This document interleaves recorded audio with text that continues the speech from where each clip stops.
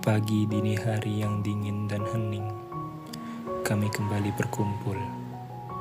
Seperti sebuah ritual yang tak pernah usang, setiap langkah, setiap tatapan mata, menyiratkan antusiasme yang tak bisa dibendung. Kami, anggota muda Impala Universitas Brawijaya, hari ini kami bersiap untuk pengembaraan yang akan membawa kami melintasi batas-batas yang tak hanya terbentang di peta, tapi juga di dalam diri kami sendiri. Kali ini, tujuan kami adalah Pulau Bali.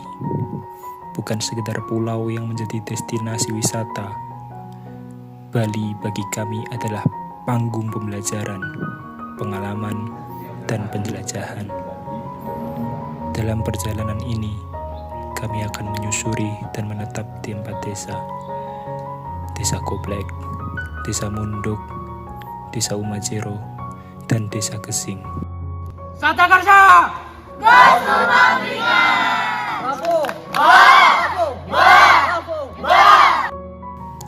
Empat nama yang menjadi pintu gerbang bagi kisah dan pelajaran yang akan kami ukir bersama. Di balik tawa dan canda yang menghiasi pagi ini, ada cerita yang lebih dalam. Ada persiapan yang telah kami lalui dengan cermat. Berhari-hari, berminggu-minggu kami mempelajari peta, merumuskan rencana perjalanan, membagi peran, dan memastikan bahwa setiap langkah di lapangan akan terukur dan terencana. Setiap nama desa yang kami sebut bukan sekedar titik di peta, tetapi rumah bagi masyarakat yang akan menjadi guru dan teman bagi kami selama beberapa hari ke depan.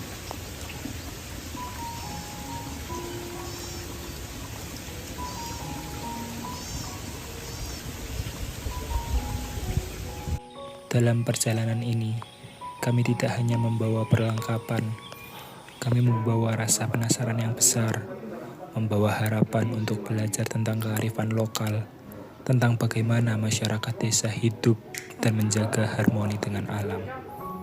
Kami tahu perjalanan ini bukan hanya tentang melangkah, tapi tentang mendengar dan melihat, menjadi bagian dari kisah yang telah hidup jauh sebelum kami tiba.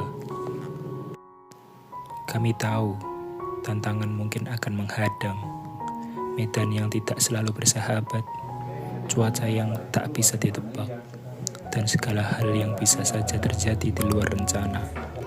Tetapi, disitulah letak keindahan perjalanan ini, karena di setiap rintangan adalah bagian dari proses belajar kami. Kami percaya, perjalanan ini akan mempertemukan kami bukan hanya dengan alam, tetapi juga dengan diri kami sendiri, menguji kesabaran, melatih kepedulian, dan memperkuat ikatan sebagai keluarga besar Impala UB.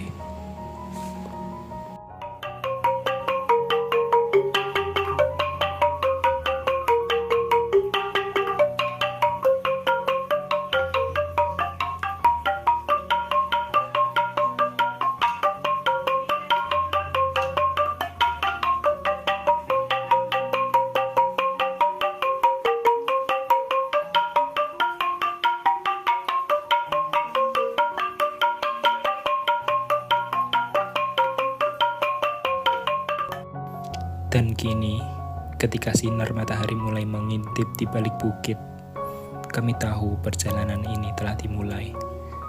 Dari satu desa ke desa berikutnya, kami akan belajar, mendengarkan, dan menuliskan kisah yang kelak akan menjadi bagian dari sejarah kami.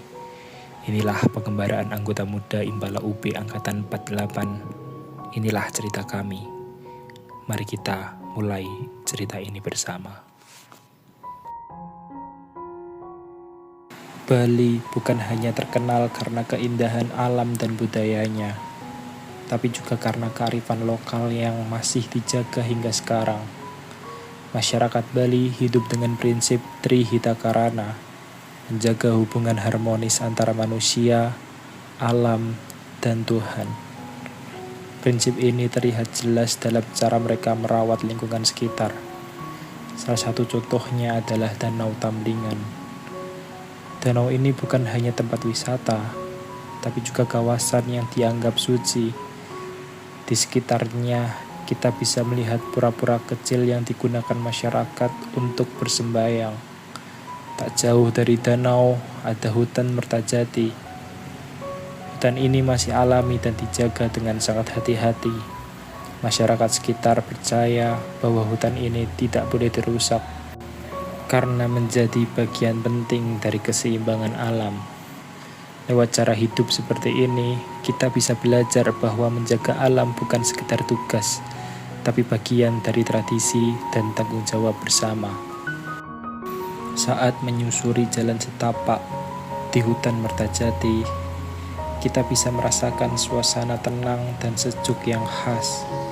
Tak jarang, kita juga berpapasan dengan wisatawan asing yang datang untuk menikmati alam Bali secara lebih dekat dan menghormati tradisi lokal.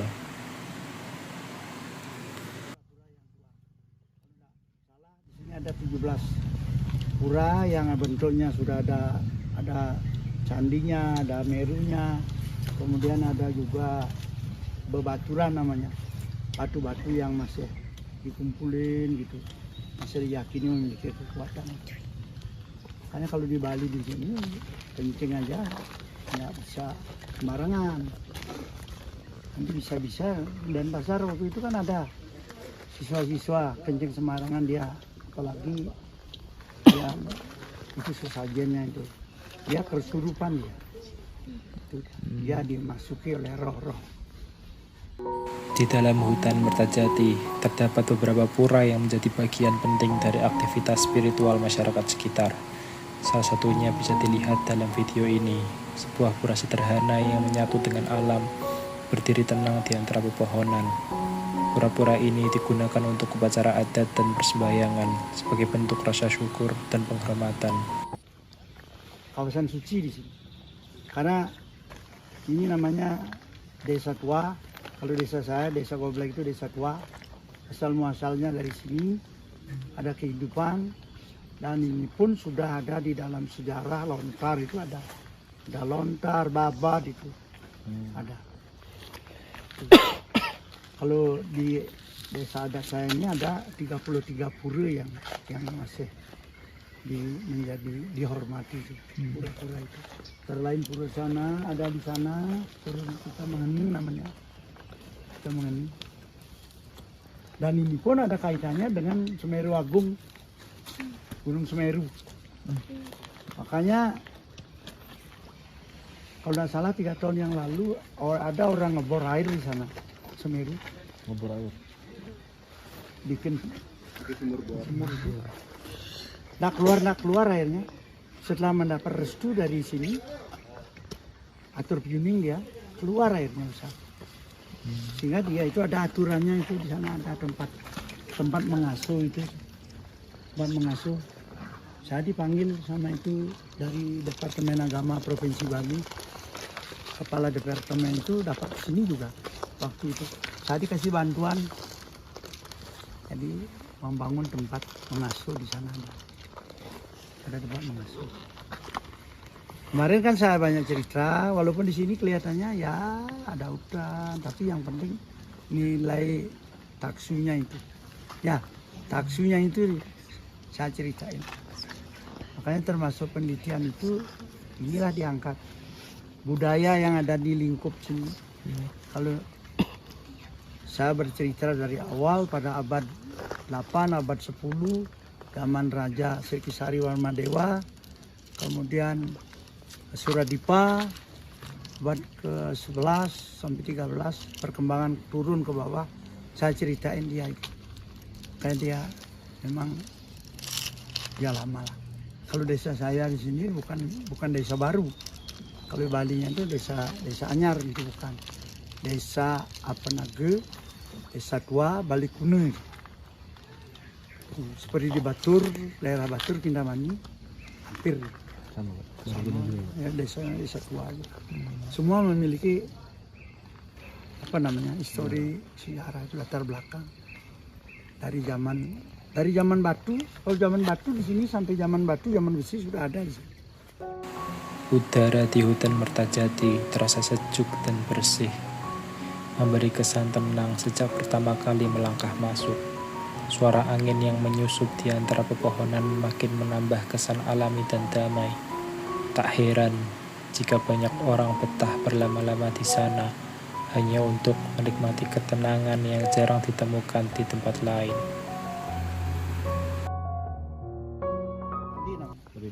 Pandai besi.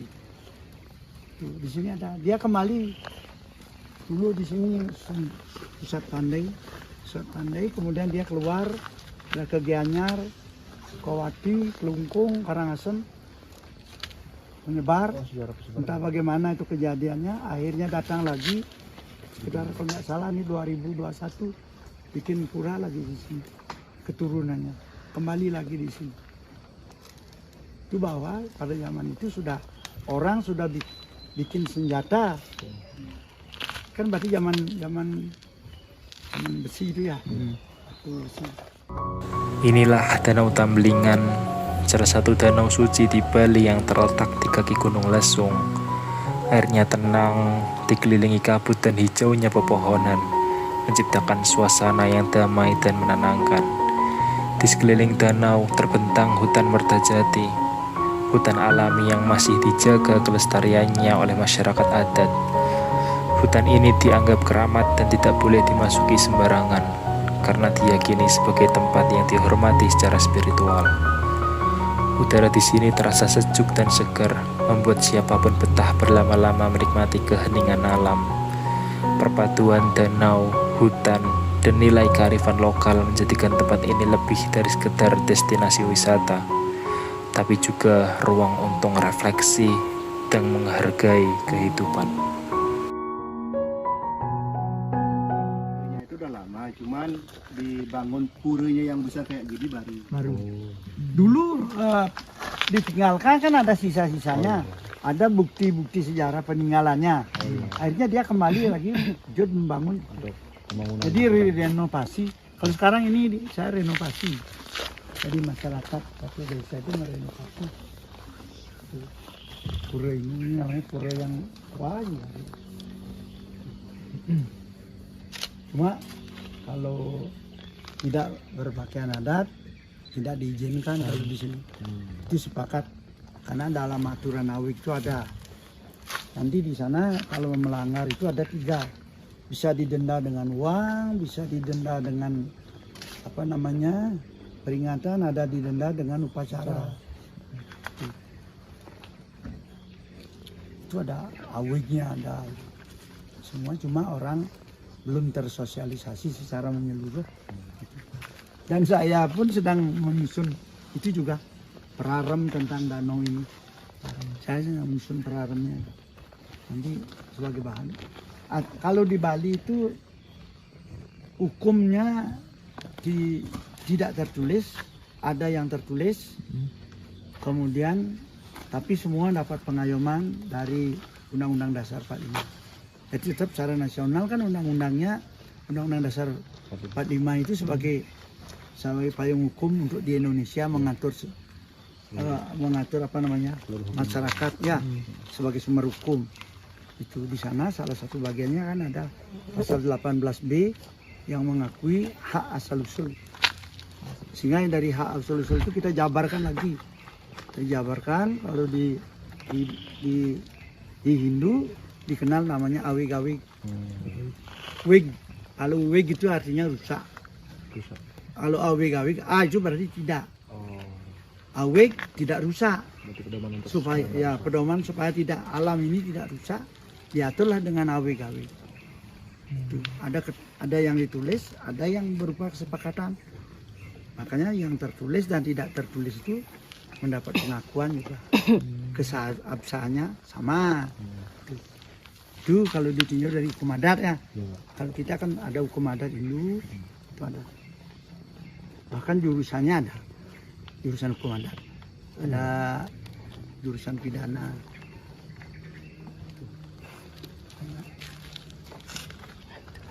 Banyak ini, jadi ini kawasan hutan. Ini kalau hutan ini namanya hutan alas mertajati namanya. Penyimpan air kehidupan. Ini namanya Tambeling Tambelingan, danau Tambelingan, Tambo Eling, Tambo itu air, Eling itu ingat itu hidup. Berarti sumber tanpa air tidak akan bisa hidup. Itu, ya. Kalau bahasa Balinya, itu air itu. Kalau orang bilang itu. Kalau tidak ada air, gitu, tidak ada kekeringan. Makanya tidak. Kapan danau ini sampai kering? Saat itu masyarakat menjerit, itu bisa punya. Oleh karena itu jangan ambil air yang sembarangan. Nanti perlahan-lahan memang masih digunakan oleh masyarakat. Jadi yang bisa diambil itu adalah remesan-remesannya, keluar masuk tanah, ada sumber air. Ada, kalau istilahnya air keluar dari tanah itu kan sumber air. Kalau ini tidak, danau tidak ada sumber airnya, danau penyimpan air. Makanya danau tak ada hujan namanya. Kalau terus hujannya lebat sampai ke sana. Kupura itu katanya tadi itu yang bisa apa namanya, bisa tenggelam sedikit.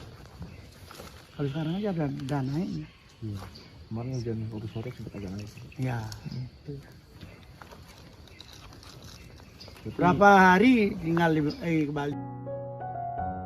Masyarakat Bali hidup berdampingan dengan alam melalui prinsip Trihita Karana, menjaga keharmonisan antara manusia, alam, dan Tuhan. Kearifan lokal ini bukan hanya diwujudkan dalam upacara adat, tapi juga dalam kebiasaan sehari-hari, seperti menjaga kesucian dan kelestarian hutan serta danau. Mereka percaya bahwa setiap tempat memiliki roh, sehingga tidak bisa diperlakukan sembarangan. Itulah mengapa kawasan seperti Danau Tambelingan dan hutan Mertajati tetap terjaga alami hingga hari ini. Tidak hanya warga lokal, wisatawan yang datang pun diharapkan menghormati nilai-nilai ini. Di beberapa tempat ada aturan tidak tertulis, berbicara dengan sopan, tidak mengambil apapun dari alam, dan menjaga ketenangan sekitar.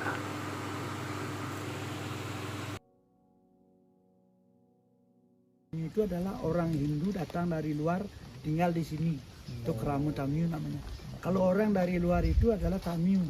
Kalau adik-adik ini di luar daripada Hindu, kemudian tinggal misalnya di sini Tamiu. Nanti aturannya sendiri diatur. Beda diatur.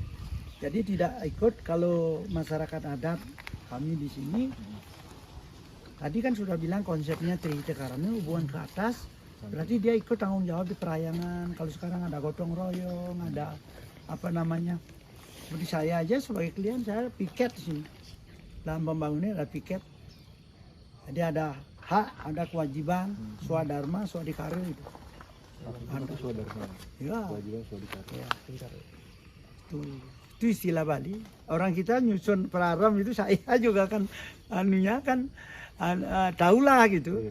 Kalau menyuruh orang lain, ya nanti semua praramnya itu. Dan tibalah saatnya pengembaraan ini harus berakhir.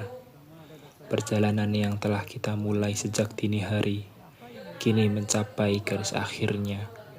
Suasana di antara kami penuh dengan rasa syukur.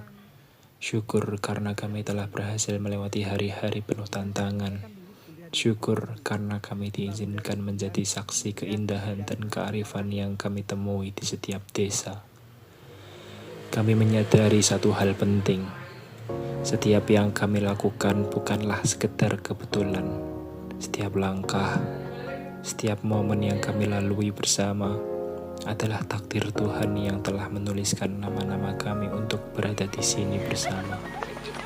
Sebuah perjalanan yang telah mengajarkan kami tentang kebersamaan, tentang rasa syukur, dan tentang bagaimana menjadi bagian dari alam. Dan di akhir cerita ini, dengan penuh semangat dan hati yang terpaut, kami semua sepakat untuk mengucapkan satu kata, satu semangat yang mempersatukan kami. Bravo!